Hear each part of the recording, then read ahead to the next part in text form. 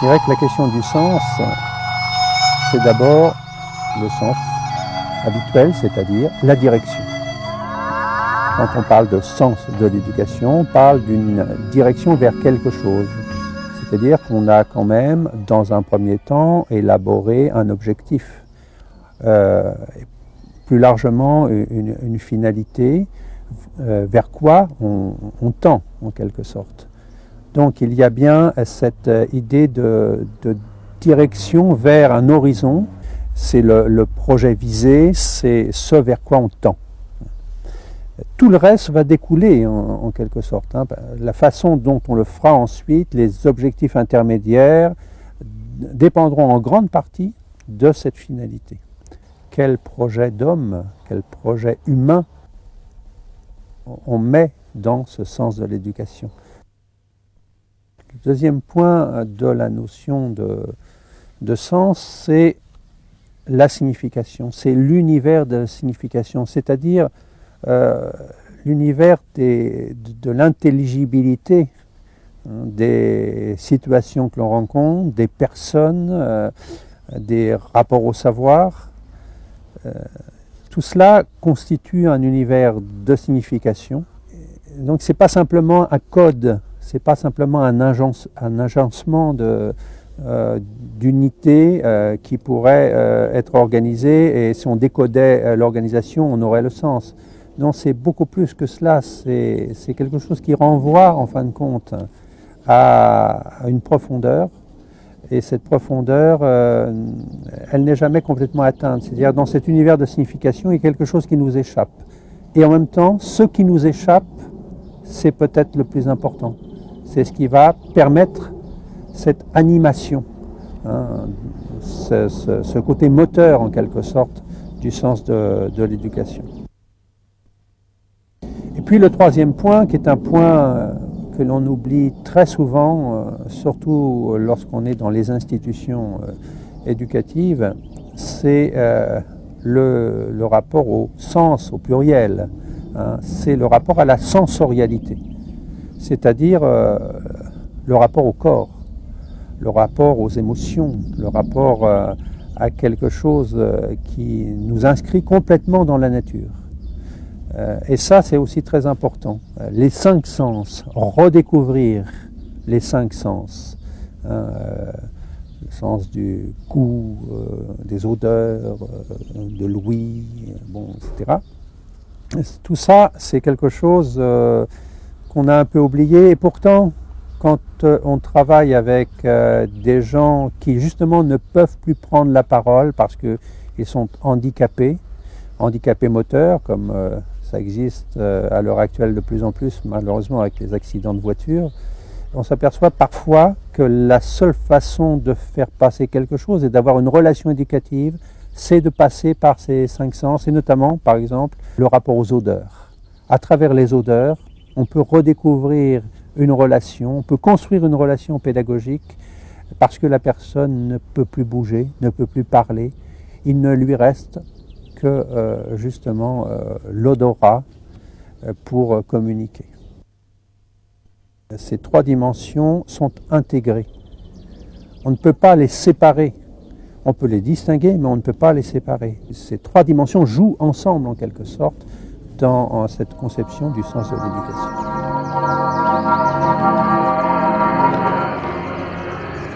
Les valeurs essentielles, c'est les valeurs ultimes, ce que j'appelle moi les valeurs ultimes, c'est les valeurs qui nous impliquent, qui nous rattachent à la vie. C'est ce par quoi, en fin de compte, on va se sentir vivre. Et éventuellement aussi ce par quoi on accepte de risquer des choses qui nous importent. De risquer peut-être, lorsqu'il s'agit de valeurs ultimes, de risquer sa propre vie, de risquer ses biens. Naturellement, on ne va pas risquer sa vie pour n'importe quoi. Mais il s'agit d'avancer vers ces valeurs ultimes. Et souvent, notamment chez les adolescents, c'est à fleur de peau, je dirais, ces valeurs ultimes. Même si c'est mélangé chez eux, c'est pas très lucide, ça peut être contradictoire, etc. Mais ce qui est posé, c'est souvent cet univers de valeurs ultimes. Pourquoi suis-je là ? pourquoi, quel sens ça a d'être dans ce lycée, quel type de communication j'ai avec mes parents par rapport à ces valeurs ultimes.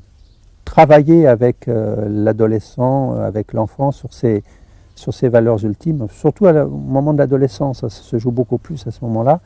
C'est là où tout vient, tout arrive, il s'agit de dépasser un certain seuil, il y a la société qui est là, qui vous impose ses contraintes, et on ne sait pas trop comment se situer par rapport à cela, et on s'interroge beaucoup sur les valeurs de la vie, en fin de compte, à ce moment-là. Quand on parle de valeurs dans cet univers de signification, il s'agit bien de revenir à ces valeurs ultimes.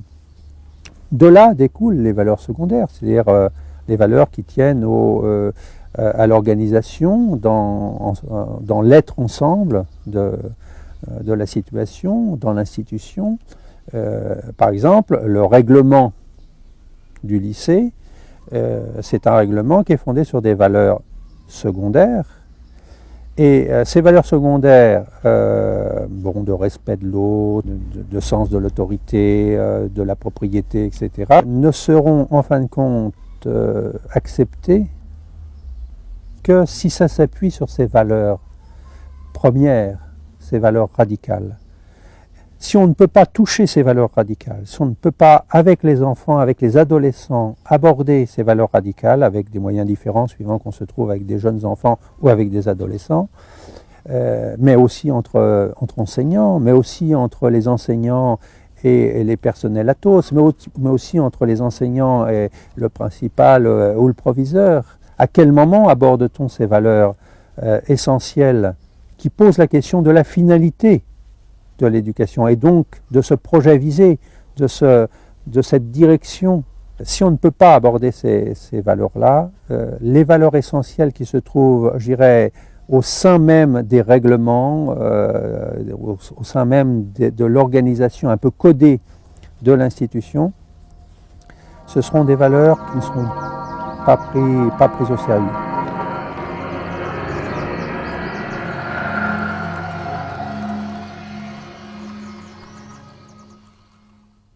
Pour moi, apprendre, c'est se trouver en contact avec un monde d'informations compréhensible pour le sujet. Alors ça suppose naturellement que cet univers n'est pas complètement hermétique pour lui. Vous voyez déjà la difficulté. Apprendre, c'est entrer dans un monde qu'on peut s'approprier. Je ne dis pas sans faire d'efforts, je nie pas le fait aussi que les choses ne sont pas données d'emblée, d'où aussi pour le professeur l'idée qu'on peut mettre la barre assez haut, mais tout dépend comment on le fait.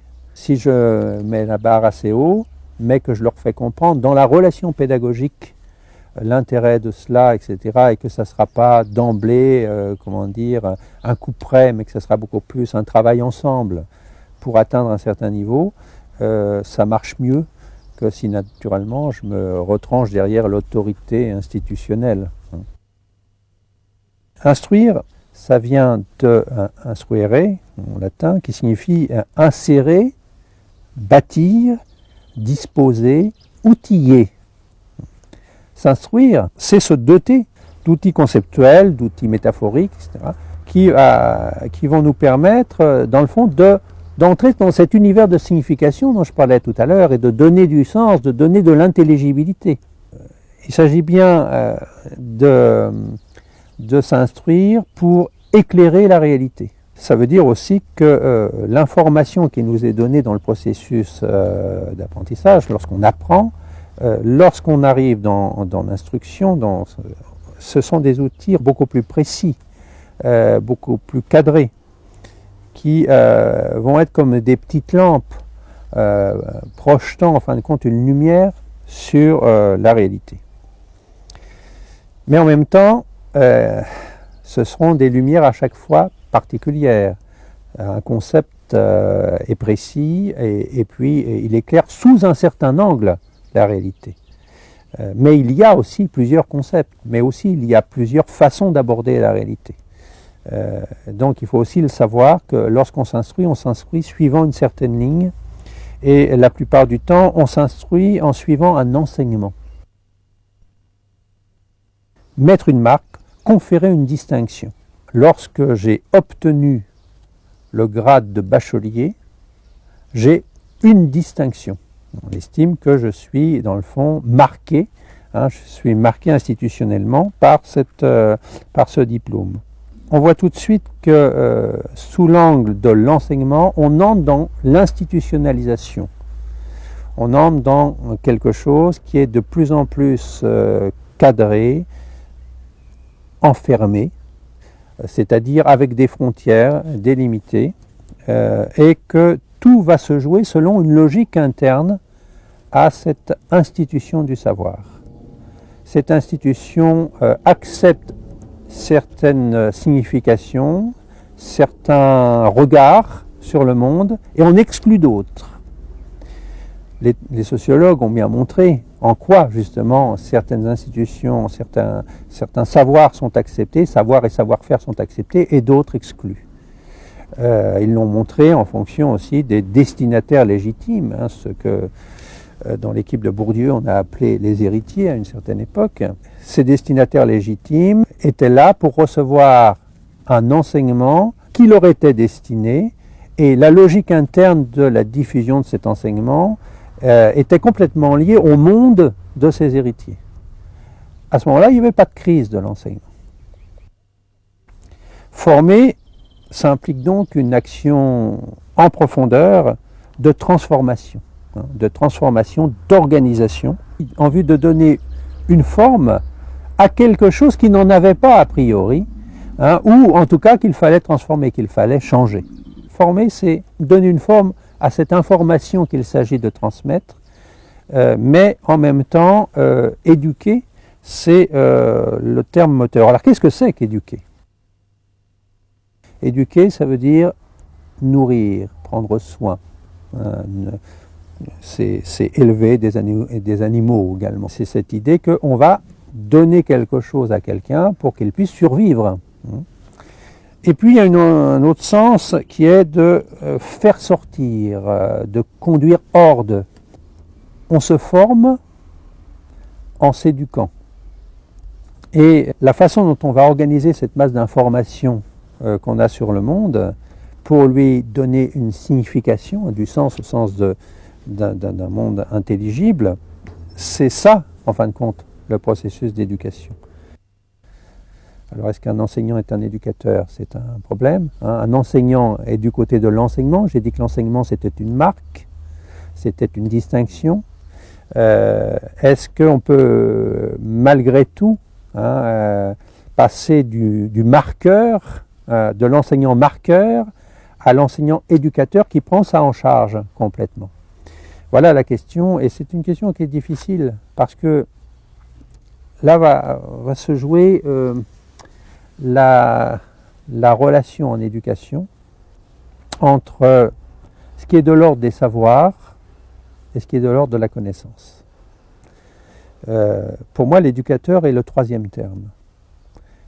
L'éducateur est celui qui va articuler le savoir, les savoirs et la connaissance.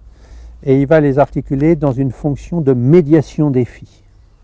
Il sera à la fois le médiateur, c'est-à-dire que un éducateur, et là je prends l'éducateur au sens large, pas seulement l'enseignant, mais je dirais aussi le parent d'élève, une personne par rapport à une autre, etc. Pour moi, l'éducateur est un terme là, générique très large, et nous sommes tous éducateurs dans notre rapport aux autres. Pour moi, c'est cela. Et lorsqu'on est un éducateur professionnel, on s'inscrit dans les institutions. Alors on est professeur, on est éducateur social, on est éducateur de rue, etc.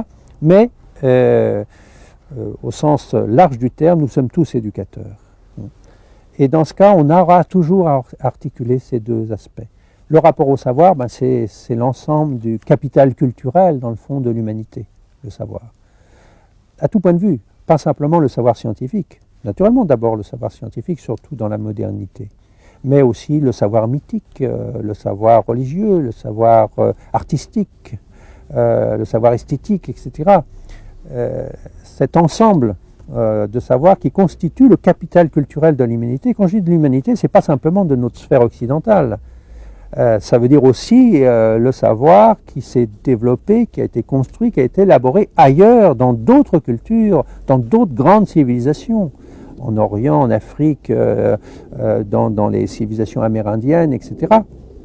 Cet ensemble-là constitue le savoir. Et là aussi, on a une réflexion à faire pour savoir qu'est-ce qu'on transmet de cet ensemble extrêmement riche, qui le décide, en fonction de quelle finalité, etc. Tout ça, ce sont des questions qui doivent être posées.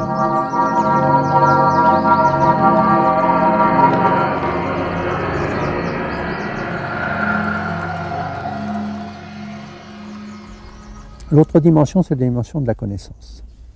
Et je dis bien, non pas des connaissances, puisque les connaissances se trouvent du côté des savoirs, hein, mais je parle de la connaissance, parce que la connaissance, pour moi, elle est toujours personnelle, complètement personnelle. Personne d'autre se forme que la personne en question. Et c'est du registre intime de la personne, expérientiel. Le rapport au savoir, le rapport au monde, la façon de donner du sens, naturellement que c'est déterminé par d'autres, etc. Mais la personne va en faire l'expérience à son propre niveau, dans sa propre vie, dans sa propre histoire, dans sa singularité, dans son affectivité. Et il faut donc aborder d'emblée cette question, c'est un des deux volets que l'éducateur doit articuler. Il est une médiation des deux. Il ne peut pas aborder la question du savoir sans aborder la question de la connaissance.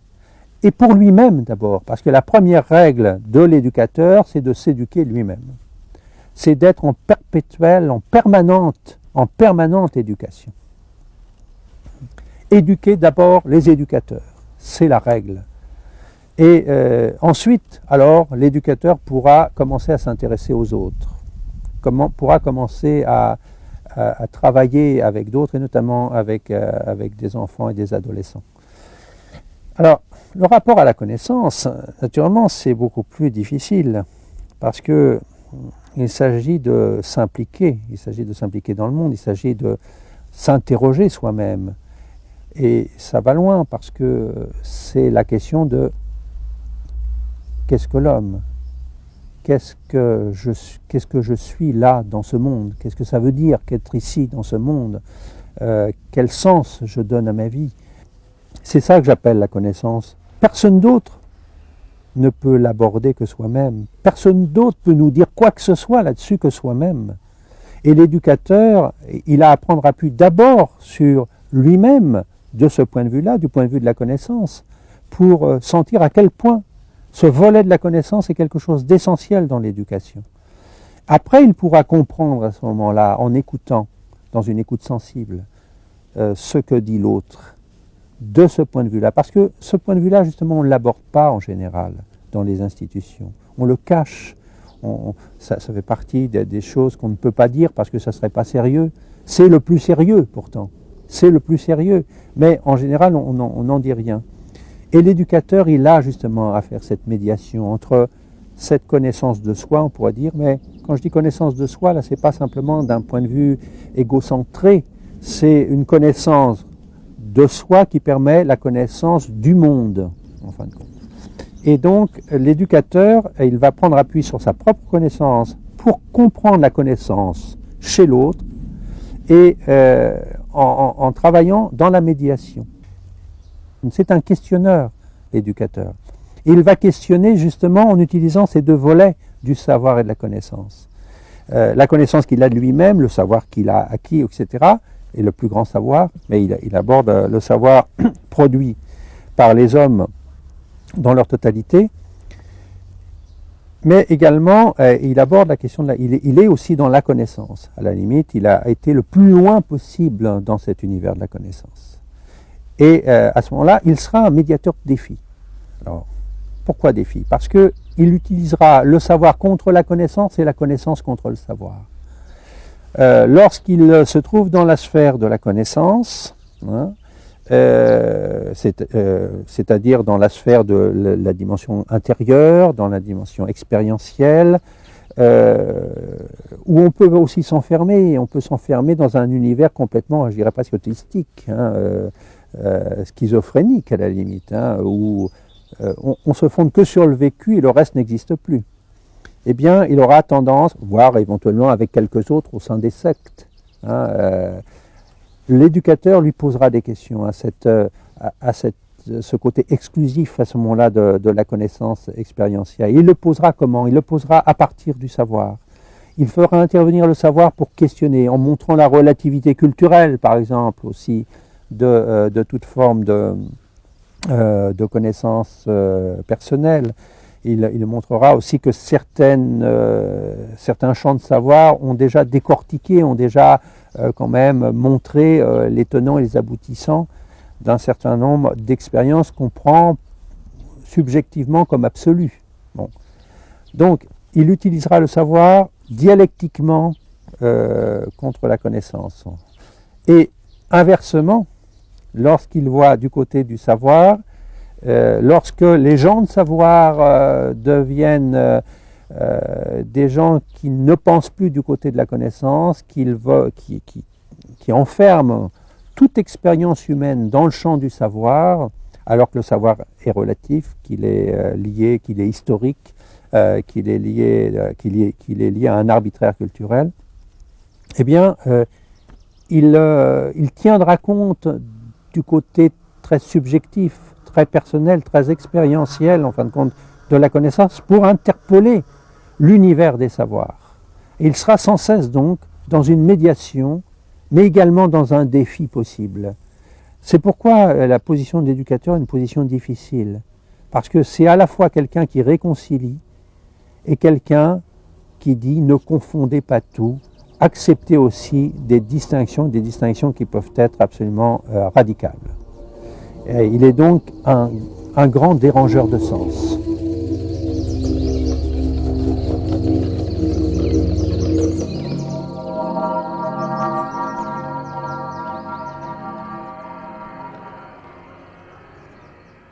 Un des problèmes actuels de l'éducation dans les lycées, c'est de créer des espaces comme ça, des espaces de vie collective, où il y ait ce qu'on appelle de la transversalité, c'est-à-dire des gens qui viennent avec des statuts, des fonctions différentes et qui se retrouvent, où on puisse retrouver du personnel administratif, du personnel de service, du personnel enseignant, des élèves. Ce n'est pas une impossibilité matérielle, c'est dans les esprits. Les esprits sont des esprits séparés. Les esprits sont des esprits qui fonctionnent sur des fonctions, et la fonction de professeur, c'est pas la fonction de conseiller principal d'éducation, et ça, c'est pas la fonction de surveillant, et ça, c'est pas la fonction de personnel administratif, etc. Le problème de l'éducation au sein de l'institution éducative, c'est de renouer du lien social, renouer des relations, malgré, je dirais, malgré les séparations instituées, malgré les fonctions. Renouer de la relation. Et pour ça, il faut des lieux. J'imagine des lieux où on travaillerait un peu dans l'optique aussi de réfléchir ensemble sur la praxis, sur nos pratiques dans l'institution. Et des lieux donc où on aurait des gens venant de toutes les fonctions qui seraient représentés dans ces lieux pour réfléchir ensemble sur ce qui se passe dans notre institution comme communauté éducative. Si on ne crée pas ces lieux-là, il n'y aura pas de communauté éducative. Ça sera un mot bidon. Mais si on veut en faire quelque chose qui a du sens, qui s'enracine dans la vie des gens, il faut effectivement que ça puisse se faire et que les gens, de nouveau je reviens à l'idée de direction, que les gens trouvent un sens, trouvent que ça vaut le coup de s'investir, parce que ça leur coûte. Il ne faut pas oublier qu'on ne peut pas demander aux gens comme ça de s'investir. S'ils s'investissent, c'est vraiment que ça a du sens pour eux. C'est que c'est quelque chose qui va leur permettre de s'exprimer, de créer ensemble